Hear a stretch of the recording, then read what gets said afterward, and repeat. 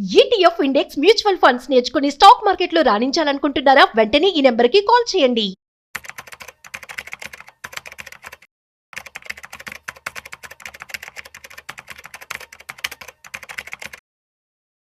Hello viewers, welcome back to our channel. ప్రస్తుతం మనతో పాటు ఉన్నారు stock market analyst Sundar Rama Reddy గారు. సార్తో మాట్లాడు. నమస్తే సార్. నమస్తే మా. సార్, మా వ్యూవర్స్కి ఈరోజు ఒకసారి కోర్ పోర్ట్ఫోలియో గురించి డీటెయిల్గా అసలు ఏంటి, ఆ స్ట్రాటజీ ఎలా ఉంటుంది, బెనిఫిట్స్ ఏంటి, రిటర్న్స్ ఎలా ఉంటాయి? ఏదైనా మనం ఒక లాంగ్ టర్మ్ గోల్స్ ఫుల్ఫిల్మెంట్ కోసం, లైక్ రిటైర్మెంట్ కోసం, లేదా కిడ్ ఇప్పుడే పుట్టింది వాళ్ళ కిడ్స్కి అప్ టు మ్యారేజ్ వరకు అమౌంట్ ఎంత అవుతుందో మనం మెజర్ చేసేసి అంత అమౌంట్ పోగు చేయడం రెడీ అవుతాం. అంటే ఫ్యూచర్లో నాకు సర్టన్ స్టేజ్లో దాన్ని రీచ్ అవడం కోసం నాకు ఇంత అమౌంట్ కావాలని ముందే ప్లాన్ తీసుకొని దానికి తగ్గట్టు మనం అసెట్ క్లాస్ని పిక్ చేసుకొని ఇన్వెస్ట్మెంట్ చేసుకుంటూ పోవటాన్ని అంటే కోర్ పోర్ట్ఫోలియో అంటాం. అంటే ఇది చిన్న చిన్న షార్ట్ టర్మ్ కాదు, ఇట్లా మార్కెట్ పడిందని చెప్పి నేను క్లోజ్ చేయటాలు, పెరిగింది కదా ప్రాఫిట్ బుక్ చేయటాలు ఇలాంటి చేయకూడదు. గోల్ రీచ్ అయ్యేంత వరకు అంటే లాంగ్ టర్మ్ గోల్స్ కోసం, వెరీ లాంగ్ టర్మ్ గోల్స్ కోసం మనం ఒక పోర్ట్ఫోలియోని కన్స్ట్రక్ట్ చేసాం అనుకోండి, ఆ పోర్ట్ఫోలియోని మనం కోర్ పోర్ట్ఫోలియో అంటాం.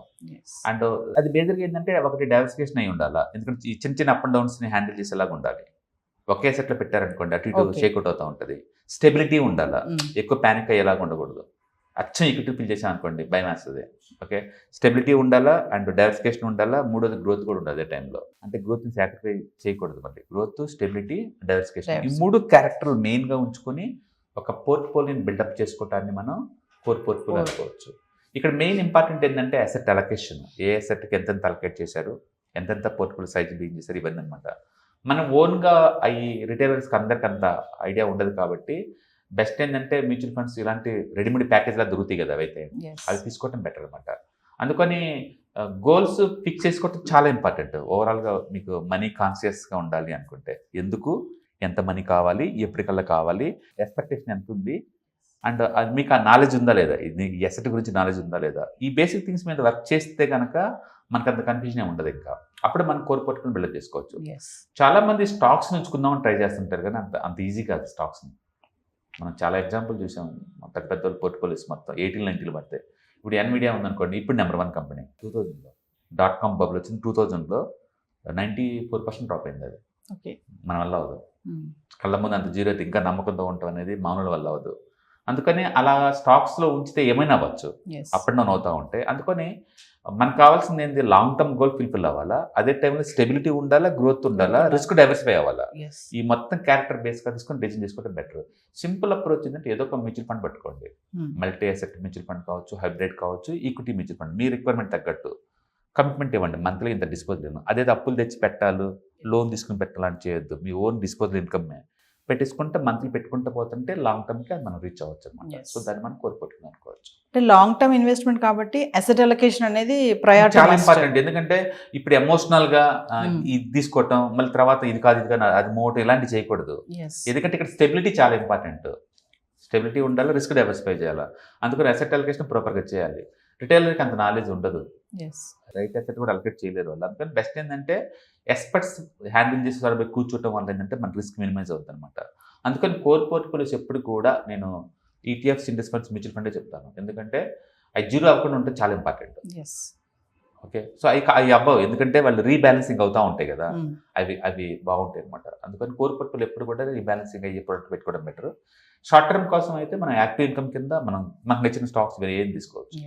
అందుకని స్పెక్యులేషన్ వేరు, ఓకే, గ్యాంబ్లింగ్ వేరు, ఓకే, ట్రేడింగ్ వేరు, అండ్ లాంగ్ టర్మ్ పోర్ట్ఫోలియో వేరు, శాటిలైట్ పోర్ట్ఫోలియో ఏంటంటే ఫ్రీక్వెన్సీగా మారుతూ పోతుంటాం. షార్ట్ టర్మ్లో ఉన్న ఆపర్చునిటీ గ్రాప్ చేసుకుంటూ పోతాన్ని మనం శాటిలైట్ పోర్ట్ఫోలియో అంటాం. బట్ కోర్ పోర్ట్ఫోలియో అలా కాదు. నేను మార్కెట్కి రెస్పాండ్ అవ్వను, ఇంకా పడ్డా రెస్పాండ్ అవ్వను, తిరిగిన రెస్పాండ్ అవ్వను, ఆ గోల్ రీచ్ అయ్యేంత వరకు. ఎగ్జాంపుల్ మన ప్రావిడెంట్ ఫండ్ కటింగ్ ఉందనుకోండి, మనం దాన్ని పట్టించుకోం కదా, నేషనల్ పెన్షన్ స్కీమ్ పట్టించుకోం కదా మార్కెట్కి, ఎందుకంటే అది రిటైర్మెంట్ గోల్ కదా, అందుకని పట్టించుకోం. ఇది కూడా అంతే. కోర్ పోర్ట్ఫోలియో మీరు ఎప్పుడు పట్టించుకోకూడదు, అప్పుడప్పుడు రివ్యూ చేస్తే కూర్చోవాలి. మనం ఫైనాన్షియల్ గోల్స్కి ఈక్వలెంట్గా వెళ్తుందా లేదా, ప్యారలల్గా ఏదైనా మాడిఫై చేయాలనేది అప్పుడప్పుడు ఇయర్లీ ఒకసారి రివ్యూ చేసుకుని సరిపోద్ది. ప్రతిరోజు మనం దానికల్ చెక్ చేయాల్సిన అవసరం లేదు. అంటే మార్కెట్లోకి అప్ అండ్ డౌన్స్కి మనం రెస్పాండ్ అవ్వాల్సిన పని కూడా చేయకూడదు. దీన్ని మనం విన్నింగ్ ఇన్వెస్ట్మెంట్ స్ట్రాటజీ అనుకోవచ్చు. డెఫినెట్గా end of the day pay your self first అంటారు. మనకు మనం రివార్డ్ ఇచ్చుకోవటం చాలా ఇంపార్టెంట్. ఎస్ ఎక్కువ మంది చేసే నెగ్లిజెన్స్ ఏంటంటే షార్ట్ టర్మ్ చూస్తూ ఉంటారు ఇప్పటికప్పటికే. తక్కువ శాలరీ వస్తుంది, తక్కువ అమౌంట్, ఫ్యామిలీ చాలతలేదు, ఇట్లా స్ట్రగుల్ అవుతూ ఉంటారు. కానీ ఎస్ సేవింగ్ అనేది ప్రయారిటీ చాలా ఫ్యామిలీస్కి ఉండదు. సేవింగ్ ప్రయారిటీ ఇవ్వదు. సేవింగ్ ప్రయారిటీ ఉండాలి. ఎందుకంటే 60 తర్వాత 90 ఏళ్ళ వరకు ఇన్కమ్ లేకుండా బతకాలి కాబట్టి. ఎస్ దానికోసం నువ్వు ఎంత ట్రీట్ చేయాలి కాబట్టి ప్రతి ఒక్కళ్ళు కోర్ పోర్ట్ఫోలియో మెయింటైన్ చేయాలి దానికోసం. Yes so long investment plus high returns వస్తాయి. ఎస్, లాంగ్ టర్మ్ ఇన్వెస్ట్మెంట్స్ అన్ని లాంగ్ టర్మ్ గోల్ ఫుల్ఫిల్మెంట్ కోసం ఫుల్లీ డైవర్సిఫై అవ్వాలి. రిస్క్ లేకుండా స్టెబిలిటీ ఉండాలా, గ్రోత్ ఉండాలా. ఎస్ ఈ క్యారెక్టర్ బేస్గా తీసుకుని ఎసెట్ అలొకేషన్ చేసుకోవాలా. ఓన్గా మెయింటైన్ చేయడం అందరికీ సాధ్యం కాదు కాబట్టి but to go for mutual fund, ETF, index funds ద్వారా అవి రీబ్యాలెన్స్ అవుతాయి కాబట్టి మనం జీరోకి ట్రావెల్ చేయం. అంటే షార్ట్ టర్మ్లో ఈ అప్ అండ్ డౌన్స్కి మనం రెస్పాండ్ అవ్వకూడదు.